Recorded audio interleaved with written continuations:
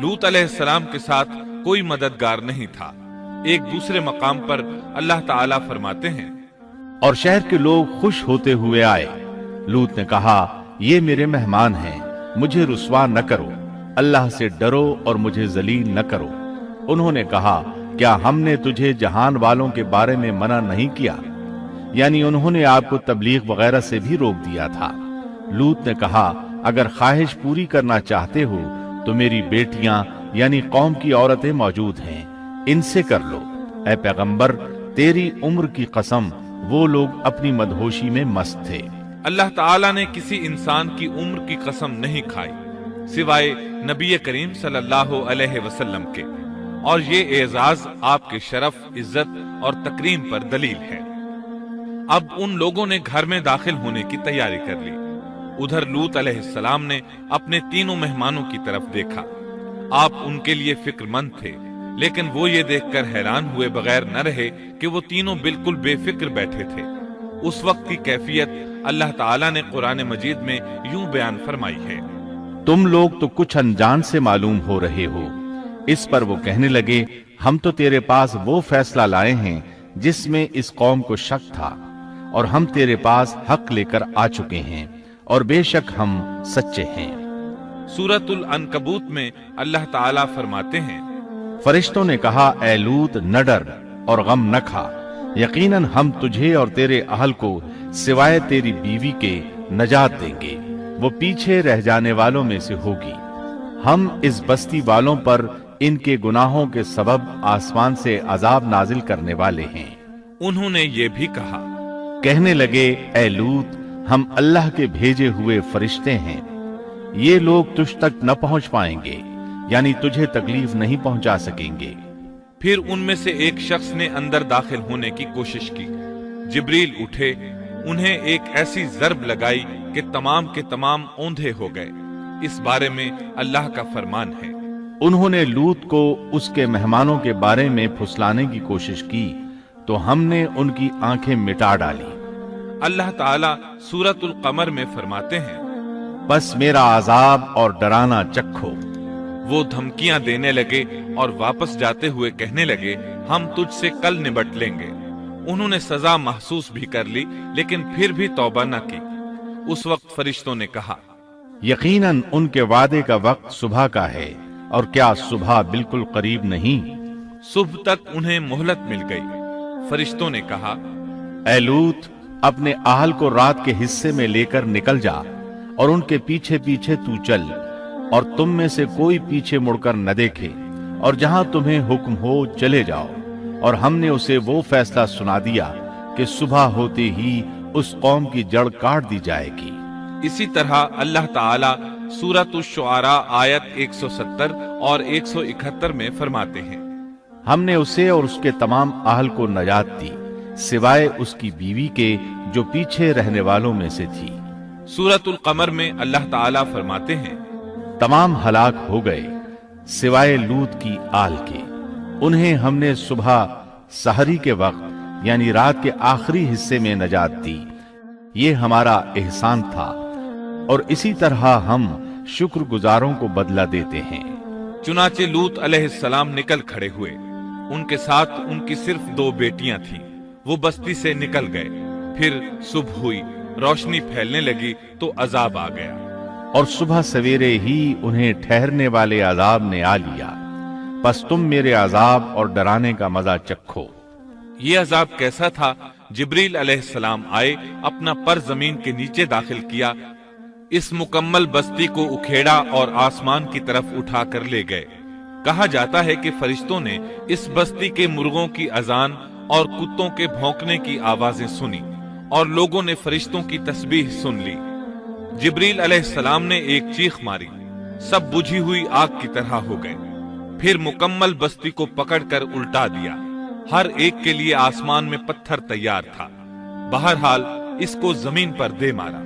اللہ تعالیٰ سورہ ہود میں فرماتے ہیں، پس جب ہمارا حکم آیا تو ہم نے اس کا اوپر والا حصہ نیچے کیا، اور ان پر کنکریلے پتھر برسائے جو تہ بتہ تھے، تیرے رب کی طرف سے نشاندار تھے، اور وہ ان ظالموں سے کچھ دور نہیں تھے۔ सूरत उल हिज्र में अल्लाह फरमाते हैं, रोशनी होते ही उन्हें बड़े जोर की चीख ने पकड़ लिया, फिर हमने उसका बुलंद हिस्सा नीचे किया और उन पर कंकर वाले पत्थर बरसाए। सूरत उश-शुआरा में अल्लाह फरमाते हैं, और हमने उन पर एक खास किस्म का मी बरसाया, बस बहुत ही बुरा मी था जो डराए गए हुए लोगों पर बरसा। ये माजरा भी सरासर इबरत है, इनमें से भी अक्सर मुसलमान न थे। बेशक तेरा परवरदिगार वही है, गलबे वाला, मेहरबानी वाला। सूरत उन-नज्म में अल्लाह फरमाते हैं, और उसने उल्टाई हुई बस्तियां गिरा दी, फिर उनको उस चीज से ढांपा जिससे भी ढांपा, मतलब ये कि उन पर पत्थरों की बारिश बरसाई। बस तुम अपने रब की कौन कौन सी नेमतों में झगड़ोगे। ये शख्स भी पहले डराने वालों की तरह एक डराने वाला है।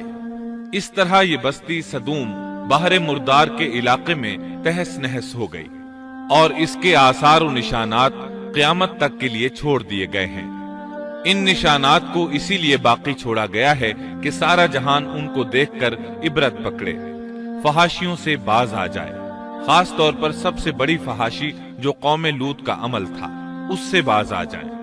सैयदना लूत अलैहिस्सलाम के इस किस्से में कुरान हकीम और अहादीस नबवी से ये बात साबित होती है कि सैयदना लूत अलैहिस्सलाम जिस कौम की तरफ मबूस किए गए थे, वो कौम अखलाक के एतबार से बिल्कुल खत्म हो चुकी थी और अब उसकी इस्लाह नामुमकिन हो चुकी थी। उस कौम ने अपने जुर्म को जुर्म भी नहीं समझा था।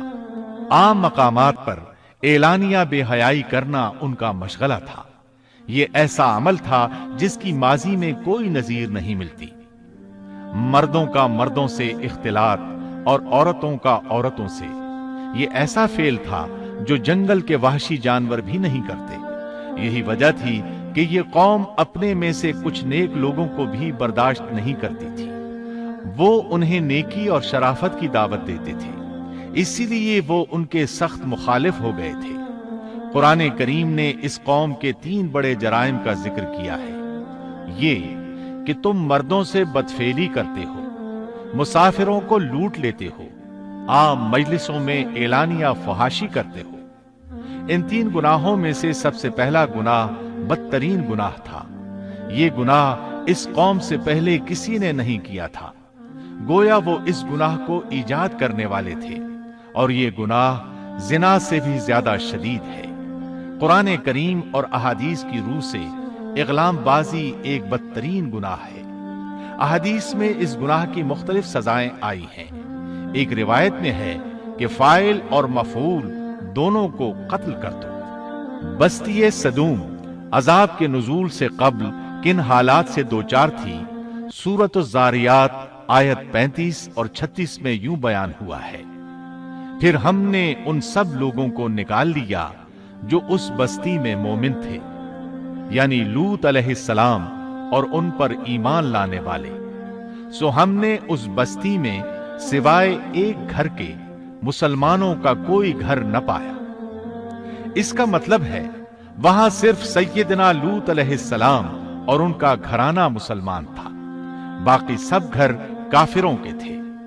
अल्लाह ताला किसी कौम की मुकम्मल तबाही का फैसला उस वक्त तक नहीं करते जब तक कि उस कौम में कुछ काबिले लिहाज भलाई मौजूद हो, मगर जब कौम का हाल ये हो जाए कि उसमें भलाई आटे में नमक के बराबर भी बाकी न रहे, तो ऐसी सूरत में अल्लाह का कानून ये है कि नबी और उस पर ईमान लाने वालों को अपनी कुदरत खास से किसी न किसी तरह बचा लिया जाता है, और बाकी लोगों के साथ वही मुआमला किया जाता है जो होशमंद ताजिर अपने टोकरे के गले सड़े फलों के साथ करता है।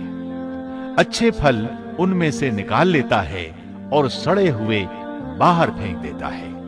अजाब के बाद अल्लाह ताला ने उस शहर के खंडरात के बारे में सूरत ज़ारियात आयत 37 में यूं फरमाया है, इस अजाब के बाद हमने वहां बस एक निशानी उन लोगों के लिए छोड़ दी जो दर्दनाक अजाब से डरते थे। इस निशानी से मुराद बुहैरा मुर्दार है। इसका जुनूबी इलाका आज भी एक अजीम तबाही के आसार पेश कर रहा है।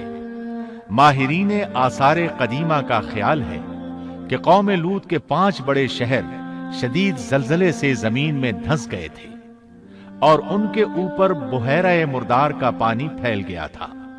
इस ख्याल की वजह यह बताई जाती है कि बुहैरा मुर्दार का वो हिस्सा जो अल-लिसान नामी जजीरे के जुनूब में वाक़ है, वो साफ तौर पर बाद में पैदा हुआ है, और कदीम बुहैरा मुर्दार के जो आसार इस जजीरे के शिमाल में नजर आते हैं, वो जुनूब में पाए जाने वाले आसार से बिल्कुल मुख्तलिफ हैं। माहिरीन आसार कदीमा ने इससे ये बात अख्ज़ की है कि जुनूब का हिस्सा पहले इस बुहैरा की सतह से बुलंद था, बाद में जलजले से धंसकर जमीन के नीचे चला गया।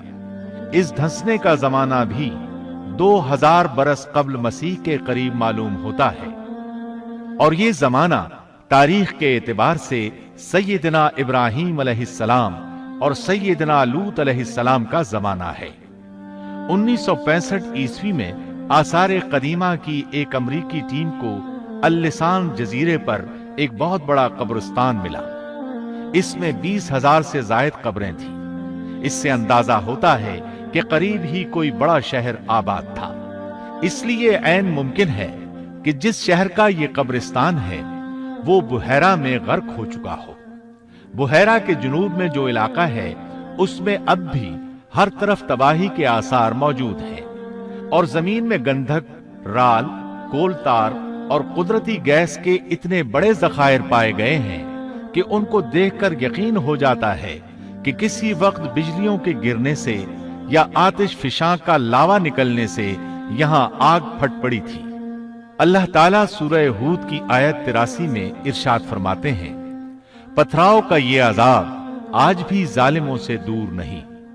मतलब ये कि जो कौम इस कौम की तरह जुल्म और बेहयाई पर जम जाए, वो अपने आप को इस जैसे अजाब से दूर न ख्याल करे। लूत अलैहिस्सलाम के हालात और वाक़यात कुरान करीम की रोशनी में आपने सुने।